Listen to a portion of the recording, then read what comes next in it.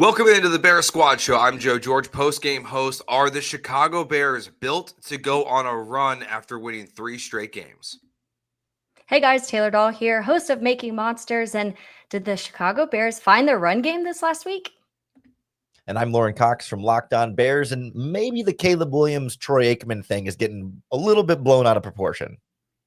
Bear down, Chicago. It's the Bears Squad. Everything Chicago Bears, every week. Covering all the big hits and game-changing plays from the Windy City. The way only the Locked On Podcast Network can. From Soldier Field to the next great chapter, the Bears Squad Show starts now. Welcome into the Bears Squad Show here on the Locked On Bears YouTube channel. Joe George, Taylor Dahl, Lauren Cox here with you for the next hour. Guys, we got a lot to get to as the Bears win another game, this time against the Commanders. We'll go through that. We'll preview the Saints game. But I feel like because it's what the fans are talking about the most right now, like this drama, Lauren, I think you, in the intro, hit it on the head. Like, I think it's being blown out of proportion a little bit.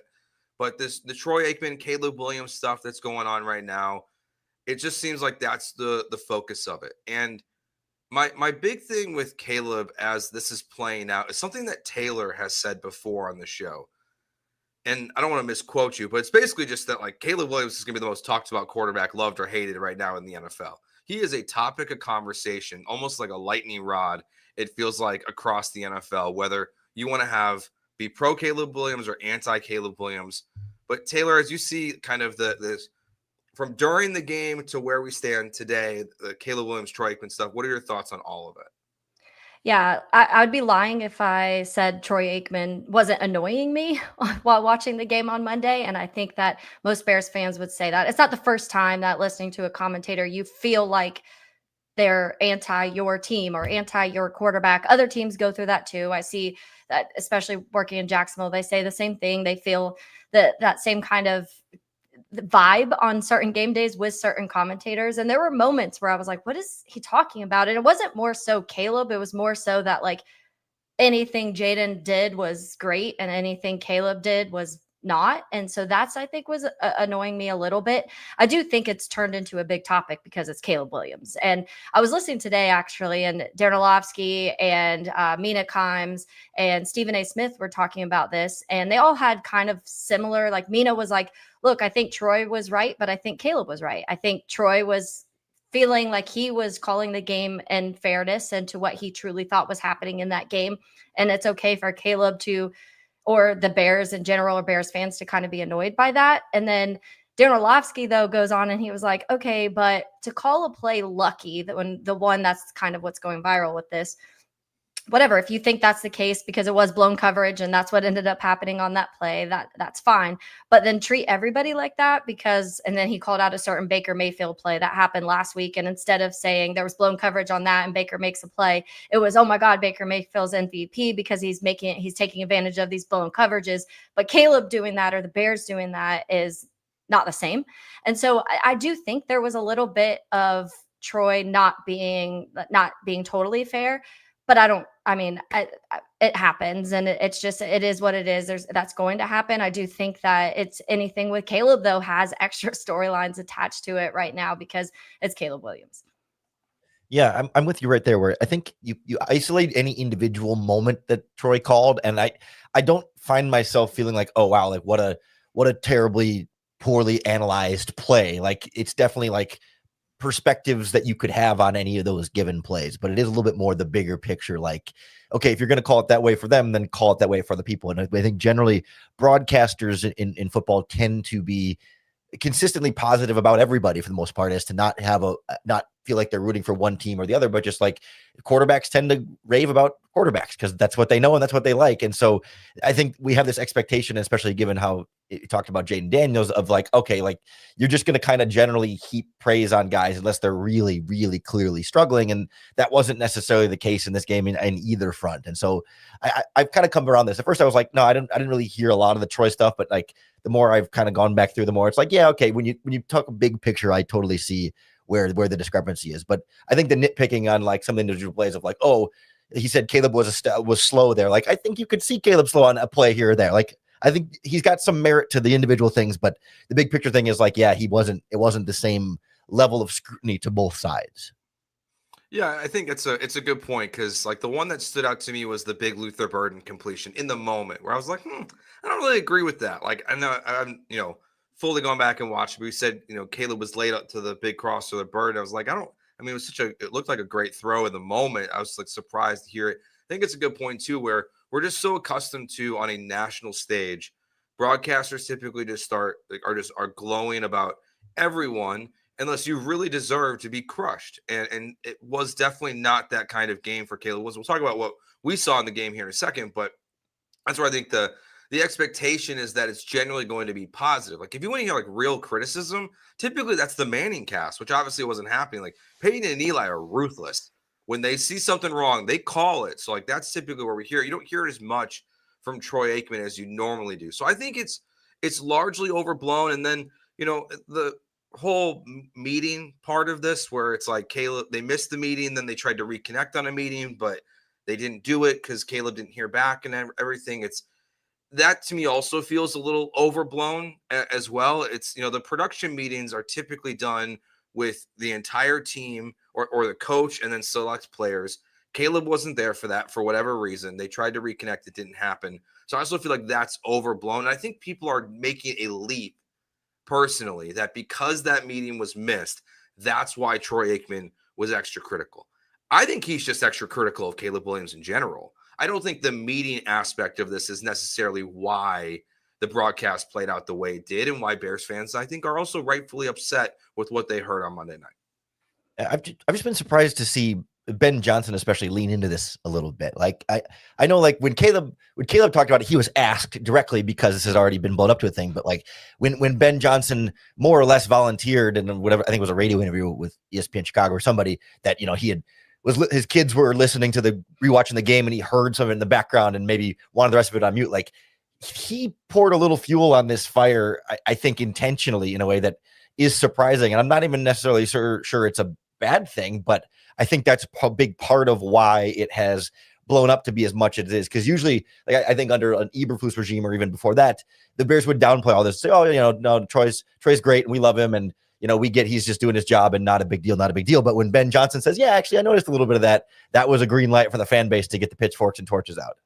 Yeah. And I mean, Caleb was asked about it, but he also did post on Instagram about it too, saying the whoop-de-doo and it's just luck thing. So he also fueled it a little bit. And when your quarterback and your head coach are fueling something, of course, the fans are going to be all behind it. And that's what I was talking to a few friends that aren't Bears fans. And, they were honestly even like, there were some weird calls. It was the second drive and Caleb was 6 for 10. And he's like, he's not having a good day. And it's like, what are we talking about? We're barely into this game right now. And you're already making comments like that. And I think that's when Bears fans early on already started getting annoyed. And then, yeah, your head coach and your quarterback come and kind of make little petty jabs at it too. And you're like, okay, then let's all do it. Let's go full on. But when it comes to the meeting, I joked about it on Twitter saying, oh, like this is why Troy was being that way. I don't think it was that Caleb didn't answer his call. That is just kind of directly like, oh, I'm going to act this way because this kid didn't call me when he was supposed to call me or whatever. But those meetings are important when it comes to the broadcasters getting certain information from the quarterback. And there may be a little bit of a disconnect if you talk to Jaden Daniels, but you didn't talk to Caleb and you had a good conversation with Jaden and you're really hearing what was going on offensively and you didn't have that same relationship for him before the game with Caleb. Maybe that led into it more so than Troy just being petty, but Troy just being like, I didn't get to talk to him and I didn't get the information from Caleb that I did from Jaden. So clearly it's clear how Troy felt during the game about Caleb's performance. We then saw Pro Football Focus put out their grades for the week. I think this is crazier than anything Troy Aikman said, that they graded Justin Fields higher than Caleb Williams in his performance over the weekend. I mean, Justin Fields got sacked, 8 times, had 45 passing yards, a net passing yards of negative 10 yards. So I like Pro Football Focus as a barometer especially for free agents. I think it's good for guys that you don't watch on a daily basis. I don't think it's the end all be all, but I think that also kind of adds to all of this. It's just like, well, then you have this site that everyone kind of references as, this major important part of the NFL culture now of what does Pro Football Focus say about your player, and that they've and Caleb wasn't graded like that poorly or anything like that. It was below Justin. So I think that also adds to some of this. So, what are your, Taylor, what are your thoughts on that? And I guess the grades in general from what we see from them?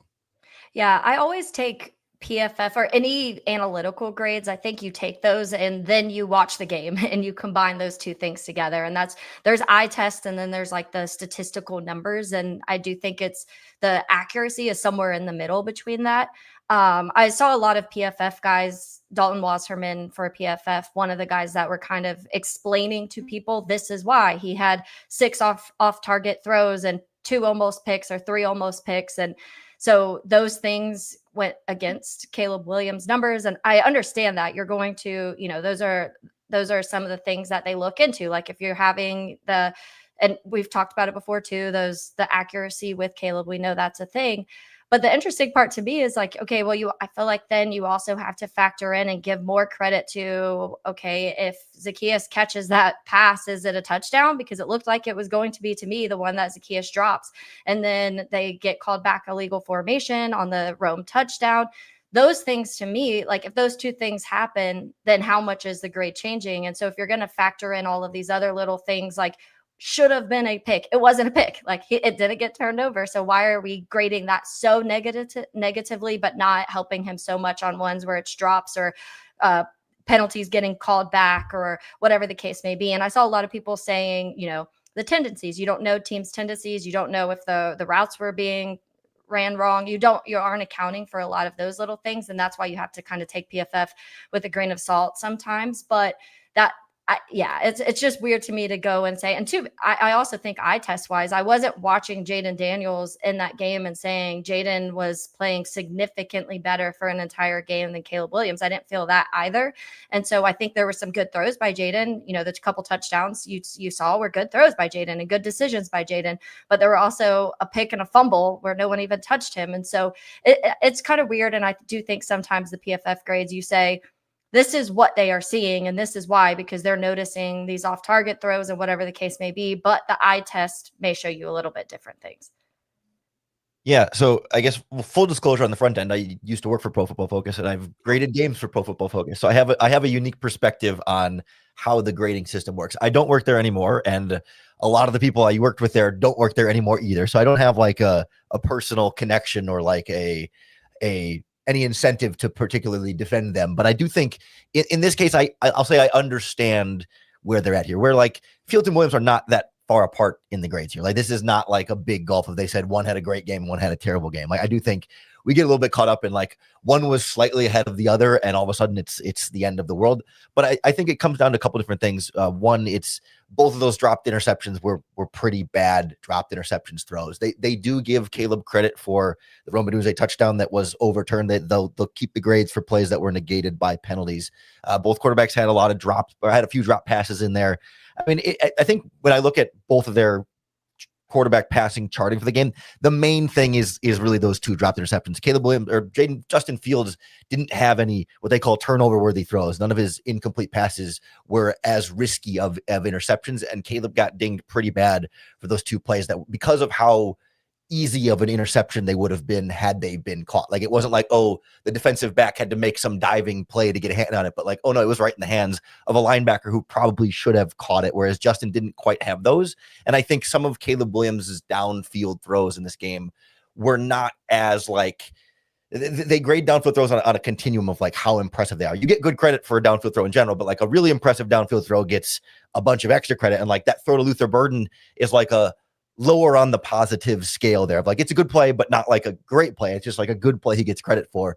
But then, throws the double coverage to Rome Odunze. He's probably going to get dinged for a little bit. The underthrow to Rome Odunze deep gets dinged for. Like, it's just kind of little things that end up stacking up over the course of the game where it's not as though Justin was some like way better quarterback, but he was just less risky with the ball. And I think the system really pings those potential interceptions as like he got away with something there that wasn't outside of his control. Like his control stopped when he let go of the ball and he put it in harm's way. And whether it's caught or not on the other end doesn't affect his grade whatsoever. So now that we're, a couple days removed from the game, Lauren, we'll start with you here. Just now that you look back at the game, how do you view Caleb's performance on Monday Night Football? Yeah, I mean, I'm kind of where I was after the game, where I think you can't say it's a bad game because he drove them down and won at the end of the game. Like at the end of the day, he did what he needed to do in order to win this game. I do think he was more inaccurate than he had been in some other games. I think he took a couple sacks that he shouldn't have compared to other games. And I think there were a couple decisions that I didn't like compared to other games. Like I think it was a step back from where we had seen against, the Raiders and certainly the Cowboys the week before that, but not some like horrible, oh no, I'm really concerned that Caleb Williams just forgot all the good things he was doing at quarterback. Taylor? Yeah, I think that there were definitely moments where I was not happy with some of the decision making, some of the accuracy. It was funny. I said this on my podcast, but there was a moment where he overthrew. I can't even remember who it was at the time, but he overthrew somebody, and I accidentally said Trevor because I'm so used to yelling at Trevor Lawrence about the overthrows. I was like, I mean Caleb.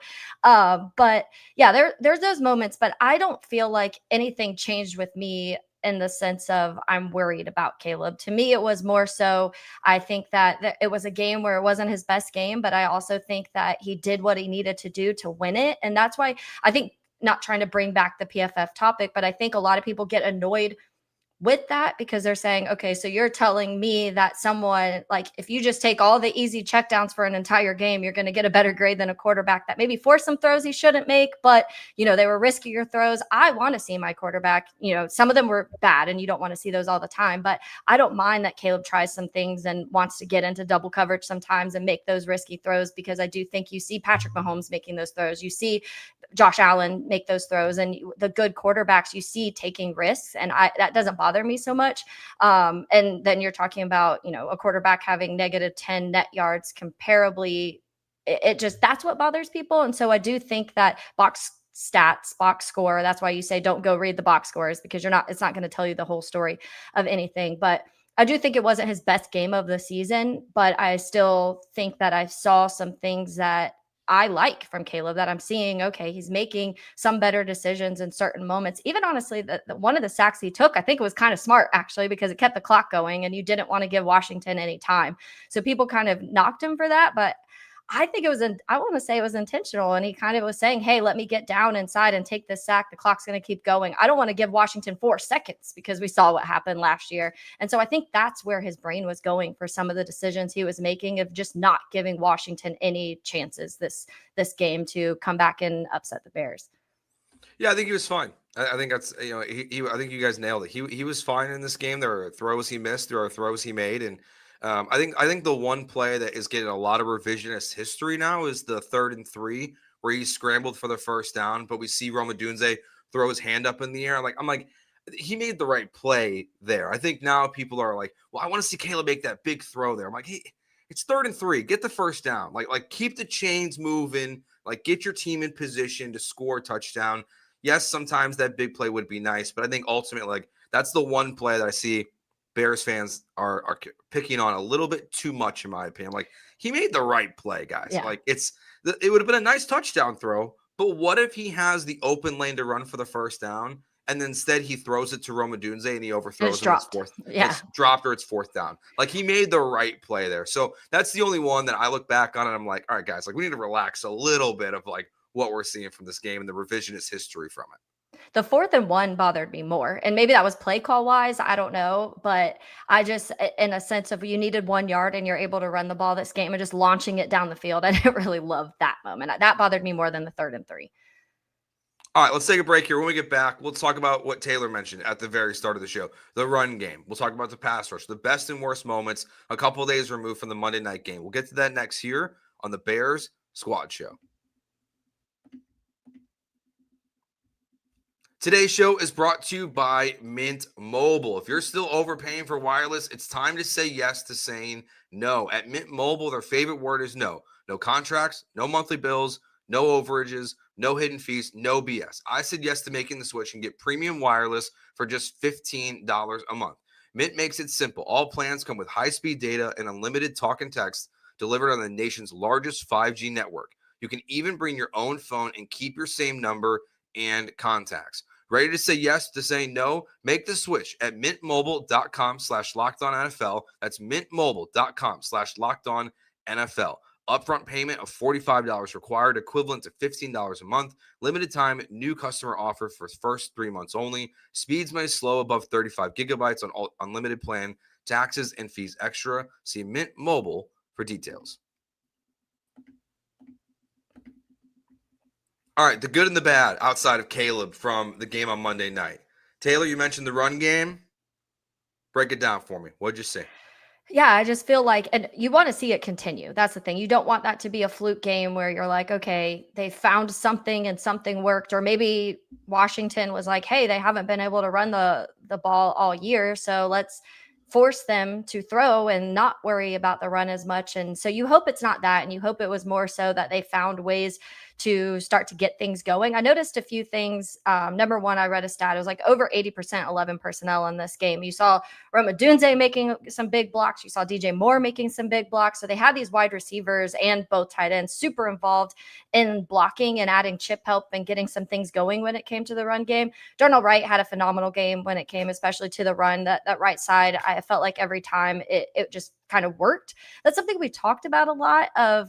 What Swift does right are those perimeter outside runs. And so I'm glad that they kind of started leaning into those a little bit more this game. You saw Rojo with his first carry, which that was exciting. Kyle Monangai had a couple good runs too. And obviously he was using the receiving game too.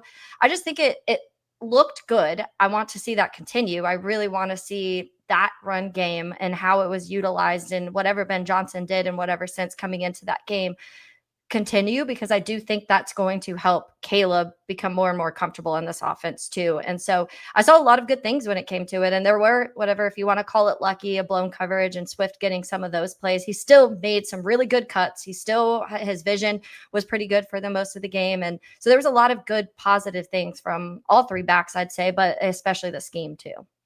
Yeah, all 14 of DeAndre Swift's runs came in 11 personnel in this game. Yeah. They never did double tights with him. And I think that helps him, not have the box be as loaded, but have lighter defenders out on the field. I mean, I guess it gives him a little more speed too, but it's sort of a trade-off there. Like, I just felt like in the running game, we saw more of a cohesive identity from a play calling standpoint.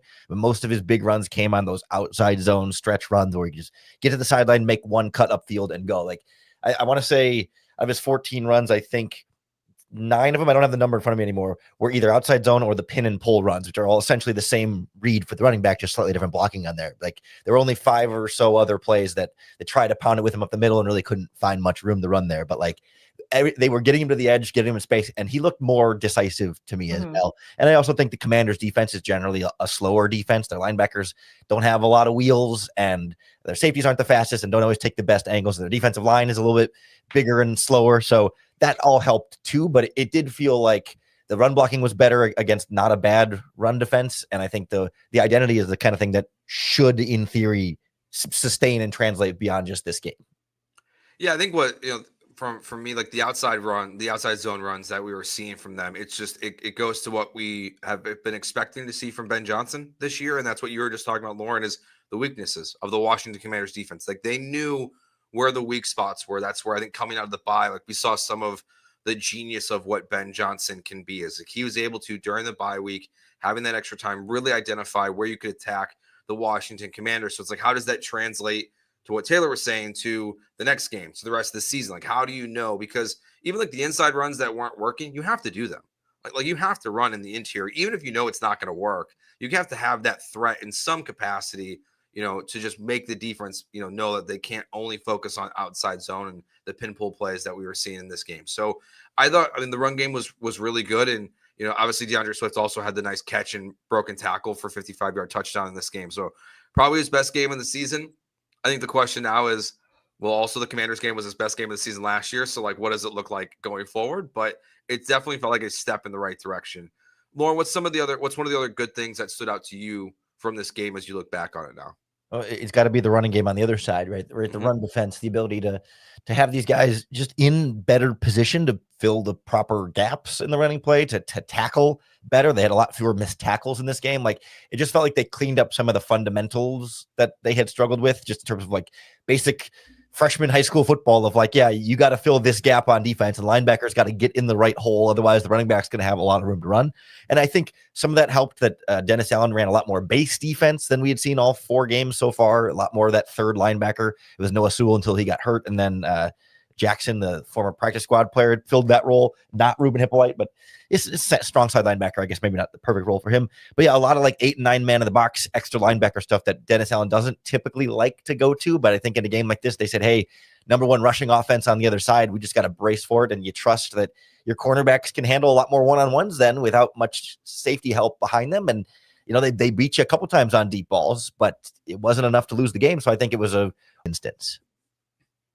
Yeah, I think that when you go through the positive thing for me is I'm seeing more players as I was impressed by them than I was disappointed by them. And that's to me a good thing, because there's been games this year where our list of players that we wanted to see more from was pretty deep. And now you're talking about Theo Benedette getting, his first start at left tackle, and he played well. Darnell Wright coming off of injury, probably not even 100% or not 100% yet, still playing really well. And then you're talking about Tyreek Stevenson, and I know he allowed the one touchdown, which was not a pretty one. But aside from that, he wasn't being talked about. We kind of talked about that last week. Like, what's a good game for Tyreek? And I was like, probably not being talked about. Like, you don't want to hear Tyreek's name in this game, and you really didn't much at all. And then you talk about the linebackers. I think Tremaine played well. I think that Noah, when he was out there, played well. I think that you saw bits from Javon Dexter, obviously getting a sack and a half in this game, and then and being a part of that run defense too was big.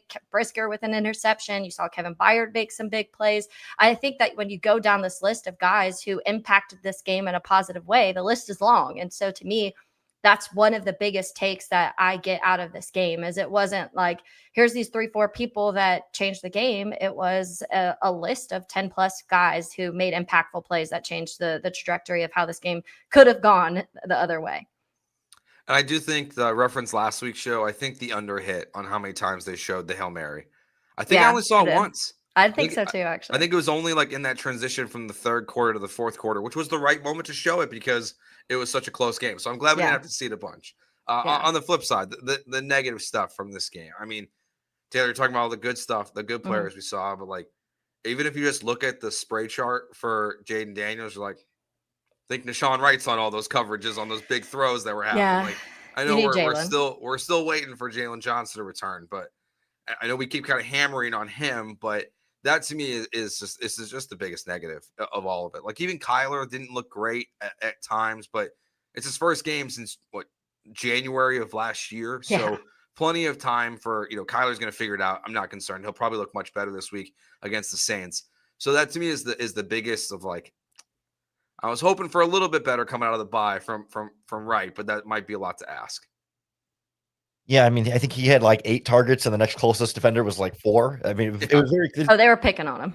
Yeah, teams very clearly have a game plan of like, hey, find the weak link in the secondary and go attack them. And for a while, we weren't sure whether that was Nick McLeod or Nashawn Wright, but with Kyler Gordon back, they make the decision pretty easy for you. The other thing I'd throw in as a negative is like, it did just feel like there were still too many of those like miscommunications between quarterback and receiver. And it wasn't just Olamide Zaccheaus, but like there was when Caleb tried to flip it to DeAndre Swift in the flat, and Swift went a little bit too far. So then it was short, and then he kind of scooped it off the ground, and it was incomplete, and they challenged it or whatever for no reason. And like there was a throw to Colston Loveland on a slant route that wasn't quite on the same page. Like just those little things where it's like, we've seen Caleb and Zaccheaus especially have a really strong connection from the get-go. So I'm not worried that all of a sudden they've lost it. It just kind of felt like an off game or a bad game for whatever reason for trying to hammer in those connections. And we know like every different coverage and different game situation is going to require, more reps just to kind of go through that version of that experience, that I'm not overly concerned about it being like a lingering problem. Yeah, I think the pass rush I'm still going to talk about. We saw a little bit more. Obviously, I talked, Javon Dexter had the sack and a half. I think Dom Robinson had one too. Montez obviously had the roughing the passer, so that's not an ideal situation. You saw Montez be a little bit more a part of this game than you had in other games this season. But I still think that you've got to figure that out. There were too many moments where watching, I felt like Jaden was having 4, 5, 6 seconds. And of course, your wide receivers are going to get open when you give a quarterback that long to find an open receiver or move around. And Jaden is quick too and fast, and he knows how to get out of the pocket when it does happen. So there was a couple moments, even Andrew Billings on the one, you felt like could have got missed a tackle on that. Just some of those moments, you want to see them complete some of those almost sacks that have been pressures, or QB hits or whatever the case may be, turn those into the big plays. And we've talked about it. We don't know if there's a set solution for that. Is Austin Booker the answer? We don't know. But I need to see some more pass rush, because I do think there's other quarterbacks that are really going to take advantage of having that time in the pocket. Yeah, I think it was the most blitzing in a game we've seen from Dennis Allen so far. Which I love. I mean, small sample size, but I think they got home on a couple. They got home on a few of them. Like the missed tackles on Jaden Daniels were also a noticeable factor in this game too. Whether he was in the pocket or scrambling past line of scrimmage, they were having that seemed like where the majority of their tackling issues were in this game, and there weren't a ton of them. But yeah, I think you can be aggressive when you feel like, hey, they don't have elite receiver talent, at least downfield outside of Deebo Samuel. They weren't scaring you too much. But I feel like he feels less comfortable making those blitzes when it's Justin Jefferson or Amon-Ra St. Brown or Jamar Chase in a couple of weeks. I'm not sure he'll feel as comfortable being as aggressive. You mentioned the challenge on that DeAndre Swift play. Can we remove that from the game? Like we're challenging an incomplete pass that got you a yard. I know. Oh, that made it second and 10, but it was going to be second and 9. And that was a long review. Like that's just like one of those where I'm like, I get the point of replay. You'll want to get it right. But I was like, also, it took way too long. It was so clearly on the ground. I was just like, I can't believe we're wasting 5 or 6 minutes in this game for this to play out. For 1 yard, yeah, for 1 yard. It's not the end of the world. We did see. Looks like Shamar Turner was playing more edge in this game as well. That seems like the whole time, right, Lauren? Yes, essentially every snap. Surprised when you saw that, Lauren? Yeah, I mean, I found myself. I kind of go back and forth with this. Like on the one hand, you want to give the coaching staff credit for making an adjustment and getting a guy in a spot where they need him or where they think he can be successful. But also this feels like one of those hindsight or no hindsight needed. Well, why has he been working at defensive tackle the whole time then? And I realize he missed all of training camp and the preseason. So that may have been some of the time when you figure out that, hey, maybe he should be playing end instead. But I just don't like when from the get-go, we were all wondering, is he going to play edge or tackle? When they first drafted him, it was like, oh, this is probably going to be their edge rusher answer because they needed edge rusher. And they seem to be pretty deep at tackle with Grady Jarrett and Andrew Billings and Jervon Dexter. And at the time, Zach Pickens. So they didn't really need a tackle, so play this kid at edge.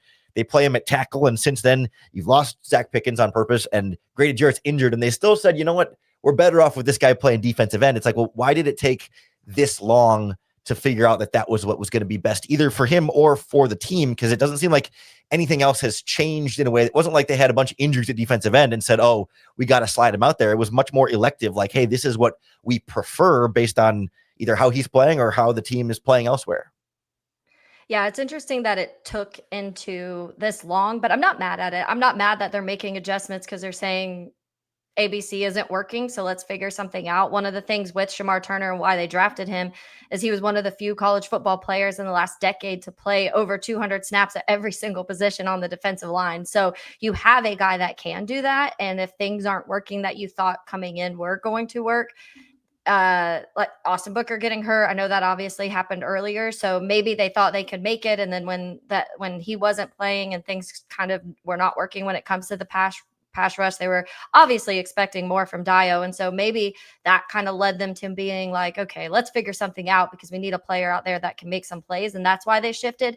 But I don't mind it. I think that anything right now to try and make sacks happen or make pressures happen is a good thing.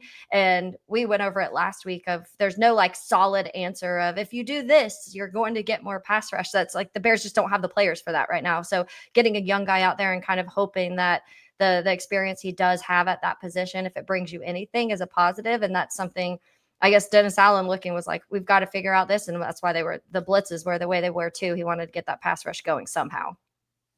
All right, let's take our break here. Let's preview the Saints game coming up this weekend. Bears favored by 4.5 points at home against Spencer Rattler and the New Orleans Saints. Look into that next year on the Bears Squad Show. Today's show is also brought to you by BILT. Nobody likes paying rent, but if you must, you might as well get something for it. That's where BILT comes in. BILT is changing the game by turning your rent payment into real rewards you can actually use. When you pay rent through BILT, you can earn flexible points that can be redeemed toward hundreds of hotels and airlines, a future rent payment, your next Lyft ride, and more. But BILT isn't just about rent. It's about rewarding you around your entire neighborhood. BILT has made everyday life feel more rewarding, from your neighborhood to your travel plans. Turn your rent into rewards and start earning points around your neighborhood by going to joinbilt.com/LockedOnNFL. That's joinbilt.com/LockedOnNFL. Make sure you use that link so that way they know that we sent you. All right, guys, we have the Saints game coming up this weekend. Bears favored by 4.5. It opened at 5.5, so let's move just a little bit. DJ Moore is probably, biggest question at this point. Like, I know while we were live, on Monday night, Lauren, the first person broke it that DJ Moore was taken to the hospital in an ambulance with Antoine and Randall L there, and then took a while for everyone else to catch on that actually had transpired. So that to me is my first kind of question of this game. It's just like, do we see DJ Moore for this groin injury? And what does the offense look like without him? But I feel pretty confident about how this game's going to go this weekend, Lauren. My first question is, what kind of groin injury gets you hospitalized? And yeah, I mean, it's a great question. Like, yeah, I mean, what's going on here? I feel bad for him because I know. I was like, I don't want to know, probably. Yeah, exactly. I don't want to think too hard about there. I just hope I just hope everything's going fine for him. But yeah, I mean, I don't know. This is a Saints team that's really not very good. I mean, this should be a game, like, to see progress from the Bears. Like, this should be a game.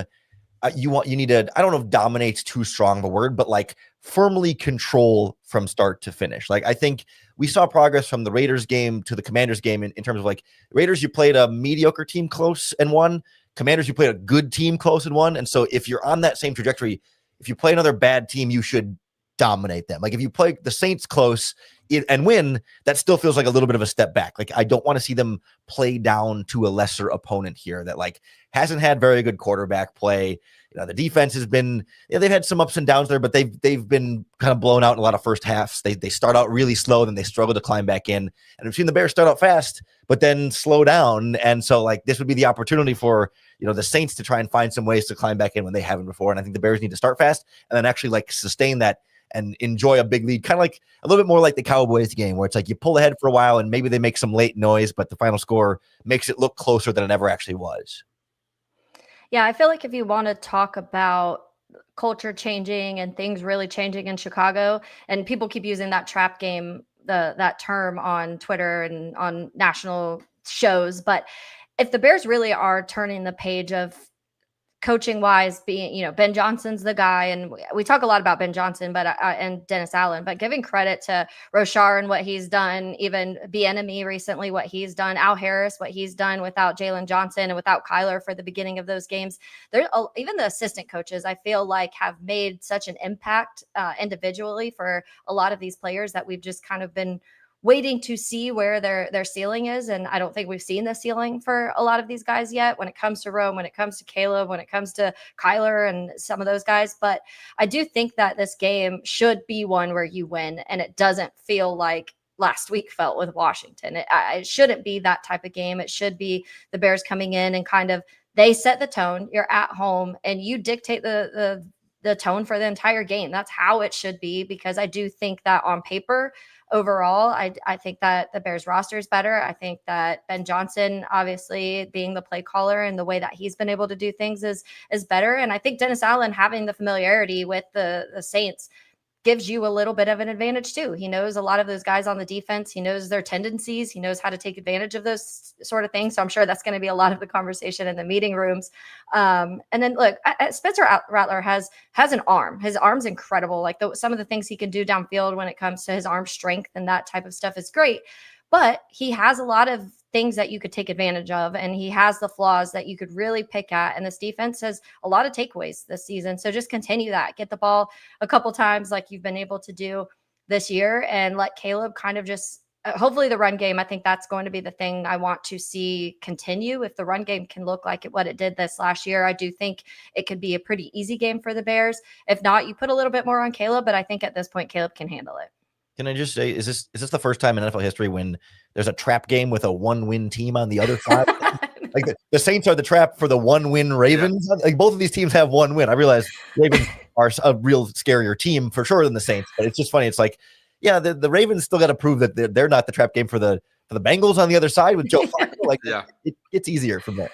Yeah. So I don't want to skip too far ahead earlier in the show, but when you guys were talking about the Ben Johnson, like acknowledging the Troy Aikman thing, my theory is he's going to be one of those coaches that loves bulletin board material. Oh, yeah. And the reason why this game, this isn't a trap game because we're going to prove to Troy Aikman and the whole world that our offense is incredible and we're going to dominate the Saints this weekend.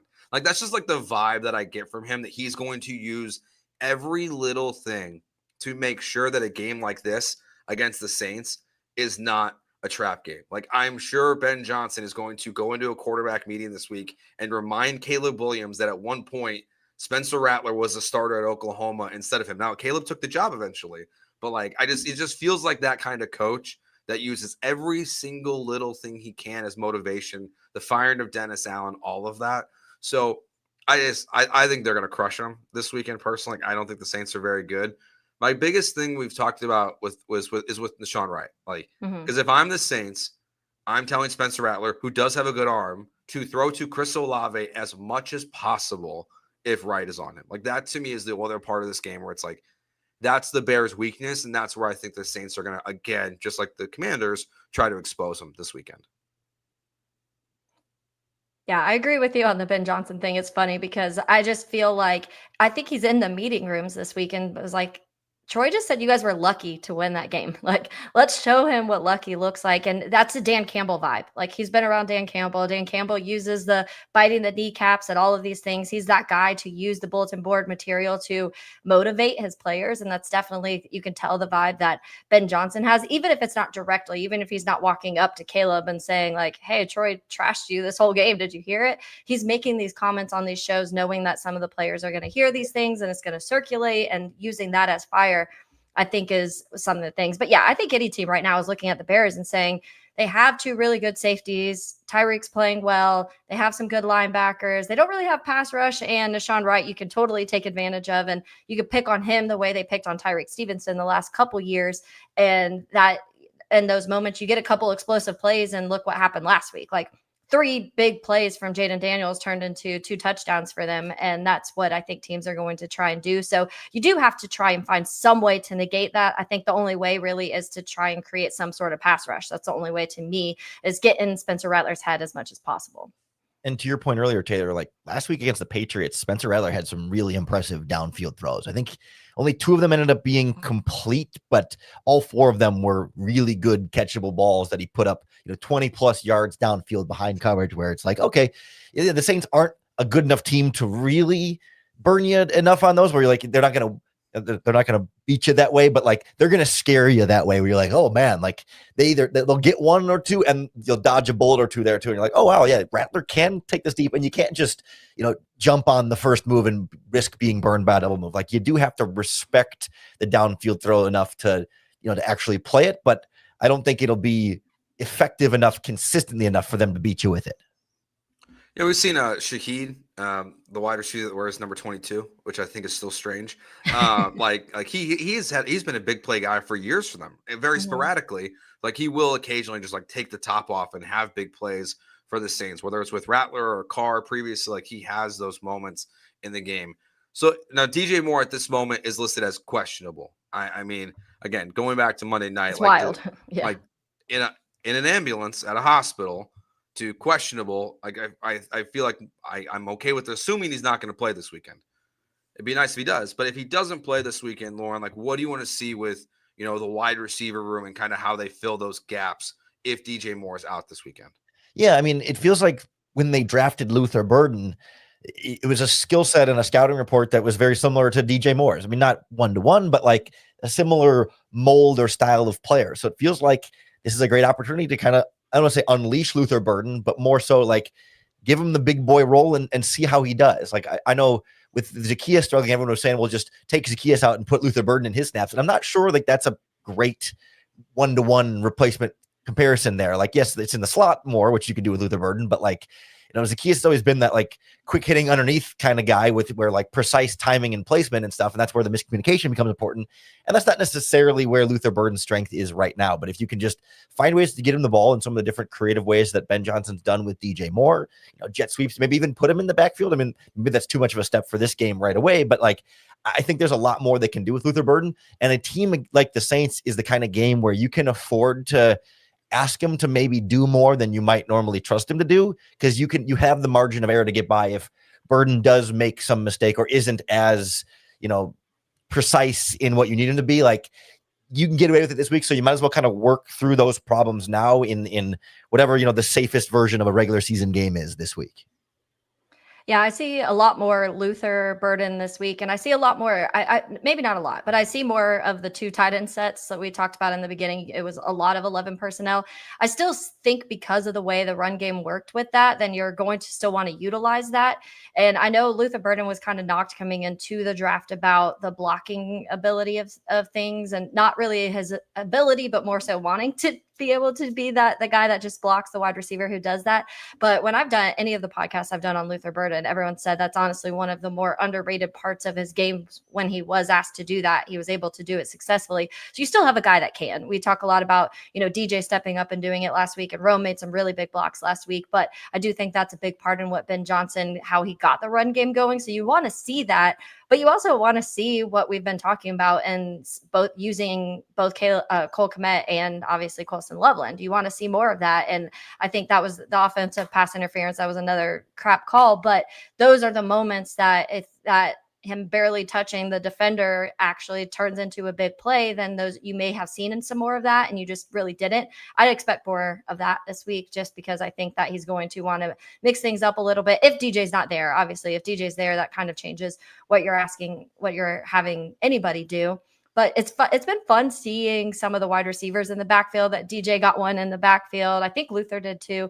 But those things are just what makes Ben Johnson offenses fun, because the Saints right now have to be like, we don't know what he's going to do. Like, what is this offense going to look like? Because I think each week it's looked a little bit different.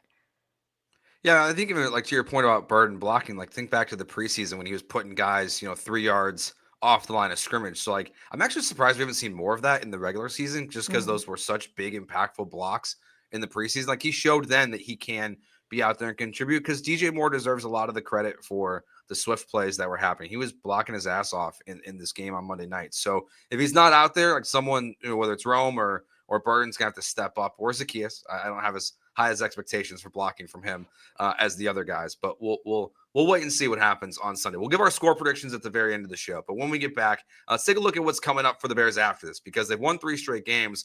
It feels like the Bears are primed based on where their schedule is at and the way the teams are playing to make a legit run here and win a bunch of games in a row. We'll get to that next here on the Bears Squad Show. Today's show is also brought to you by Mazda. Mazda crafts cars for those who do more than simply move. From footwork to breathwork, athletes sweat all the details, and Mazda brings the same intention to craft how they craft every single model. You can make everyday drives feel like anything but, from smooth handling to intuitive controls. And with all-wheel drive standard in every crossover SUV, you can drive with confidence through almost any season.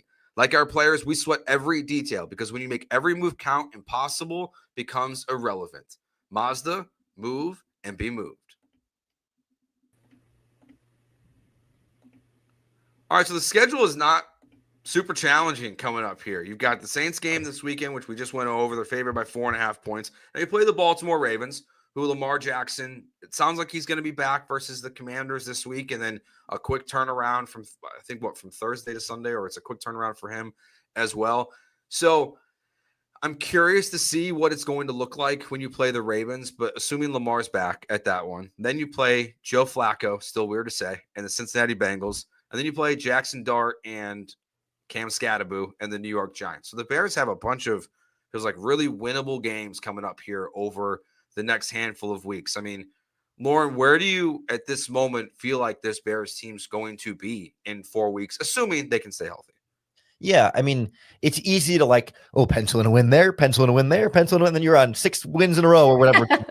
and we know in the NFL, like, this Bears team has made a lot of real progress, but like we're seeing surprise teams lose every week. Like the game that you didn't expect that team to lose. Wow, I mean, people didn't expect the Bears to beat the Commanders. Like, and so I think there's going to be a game in there, just given where the Bears are, that they lose that they shouldn't have. It's one of those games where something's going to go wrong, and not even necessarily injury related, but it's just it's the big kickoff return here or the penalty there that just undoes them in a way where you're like, uh-oh, everything's going wrong again, and what's the problem in Chicago? And it's like, that's just kind of the give and take of the course of the season. But like, they absolutely should beat the Saints. They absolutely should beat, well, if the Ravens with Lamar Jackson maybe changes things, but they should beat the Bengals after that. And they should beat the Giants. And I think, I wouldn't be surprised if they go, 3-1 over this next stretch, but I don't think we can expect perfection there. But as long as it's sort of like a steady positive growth, like this is where we kind of learn a little bit more about, is this Bears team truly ready to separate itself and look like a real contender this season, or a team that barely beats the Raiders by 1 and kind of scrapes by against teams that you'd like to see them dominate? Yeah, I think this is where you start to figure out if some of the like cracks in the surface you've seen are just cracks, and you're able to fix those through the season, or do those things start to shatter as you face, opponents down the stretch? And if whatever the case may be, if the run game doesn't continue, or if Theo Benedetto was a one-off game, like whatever the case may be, that's where we're going to see some of these things start to shake out of what are the Bears? What's the identity? Are they that team that I used the term earlier of like turning the page and being an actual team where people are like, okay, like even if maybe everything's not perfect, they're still able to win some of these games. Maybe they shouldn't, and whatever. But we saw the Bills just lost to the Falcons, and you're looking and you're like, who's even good right now in the NFL? But I do think it's weird to say. I would have never guessed I was saying this in week 1, but I'm a little more scared of the Giants than I am any of those other opponents that we just listed. And I think in part Lamar Jackson's Lamar Jackson, but you are getting him fresh off of an injury, hasn't been out there as much. Their defense is rough right now. So I do think offensively the Bears can take care of the Ravens defense pretty well. But the Bengals with Joe Flacco, their defense is bad. Their offensive line is bad. And then you get to that where I'm like, I'm a little worried about Scadaboo and Jackson Dart, honestly. Like that to me is the one where I could see that being the loss. If you were saying, if you had to pick one loss to happen, I'd almost say the Giants, which is wild to think. But I feel like it is winnable. But to your point, Lauren, you have to, is this the Bears? Is this where they're at right now with Ben Johnson at this point? Are they that team that can upset a couple teams? Can they beat Lamar Jackson? Can they not have that trap game against the Bengals and Joe Flacco this weekend? Don't let Kamara have his 6 touchdown game that he has every single year. Those type of things the Bears have to shift from what the history has been for them. Yeah, the Ravens one's interesting just because it's like their defense is so poor, right? Like they go from now they gave up only 17 points this last weekend to the Rams. Like they look much better. Now Puka Nacua missed a chunk of that game, but coming off the Texans game where they gave up like 44 points or whatever it was totally two different teams from the Ravens defensive perspective. But they should have Lamar back. They should have Roquan Smith back in that game, even though it seems like he's not, the Roquan that was even last year or was a Bear. He's a little slower this season. Like the Bears are probably not going to be favorites in that game, even though the Ravens are going to have a significantly worse record when they play, because you still have Lamar Jackson. He's the multi-time MVP for a reason. But it does feel like this team is built, as you guys have been saying, to go on the run, but you actually have to do it. And I think it's interesting. I almost feel like in a way, Bears fans feel a little reserved, like in a good way, where like I feel like if this was the Mitch Trubisky era, like this is 2018. Everyone's like, they're going to win the next 5 games. Super Bowl. Like they're going to Super Bowl. They're going to win the next 4, and they're going to beat JJ McCarthy or Carson Wentz and the Vikings after this. Like feels like people are like Ben Johnson is like he's raised the bar, but it's also kind of reset expectations. Where maybe I don't know, maybe we're all just also like hurt all the time from watching the Bears that it's settling in a little bit.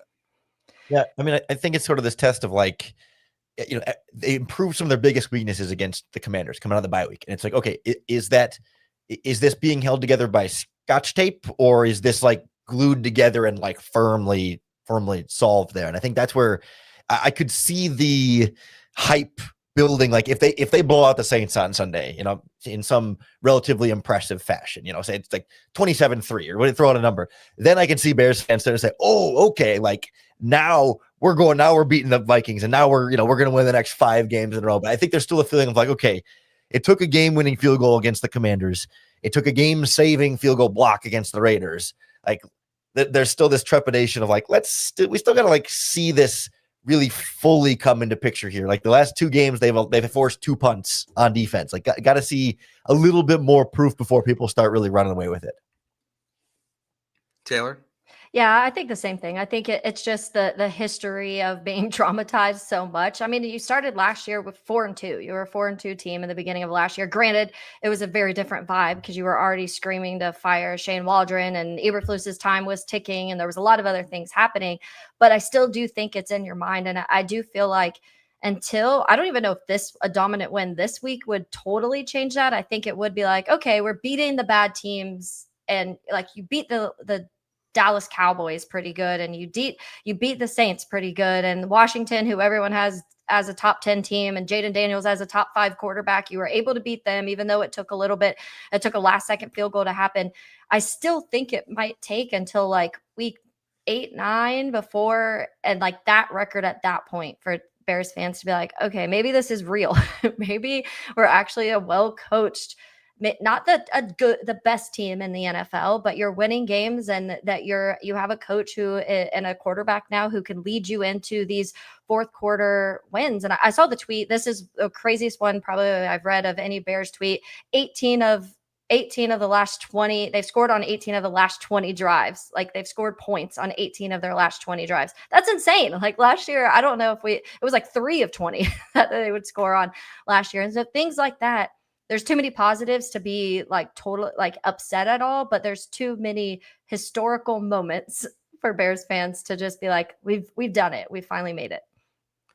All I know is I don't want them to win 25-24 again this weekend in some kind of incredible fashion. I can't do that 3 weeks in a row, guys. Like the last 2 weeks have been stressful. Like let's get an easy W this weekend. Which my score prediction, by the way, do you guys remember what it was? You were like right on the money, weren't you? It was like I said last second field goal, 27-24 Bears. So it was like very close. Well, what you got for us this week, Taylor? I know this one's a little difficult because I want to say like extreme win, but I don't want to do that because I do think that there's still some flaws defensively that the Saints will be able to take care of. But I want to say like 30-21. Lauren? Bears, obviously. Yeah, I find myself in the like 24-13 kind of range where it's double digits and you feel pretty comfortable about it. And the Saints get that fourth quarter touchdown to make it a less than a 2 touchdown game, make it more respectable. But, the Bears end up going up, 17-0 in the second quarter. And then you kind of just put it in cruise control a little bit from there. And the Saints maybe drive back a little bit, but never anything that you're like actually like worried about at the end. Yeah, I've got 27-20, but for that exact same reason, I think it's a late Saints touchdown that makes it, look just a little bit better for the Saints at the end of the day. If they were a competitive team in college football, they'd be saying, hey, the AP poll is going to like this loss. But in reality, like the Bears are going to win this game pretty convincingly just with the Saints making it a little close in the end. But ultimately, they cover, and that's what good teams are supposed to do. They're supposed to cover. Or good teams win, great teams cover, as they say. So I'm Joe George. That's Taylor Dahl and Lauren Cox. You can find us here every single week. We'll be back with you guys next Tuesday for this version of the Squad Show.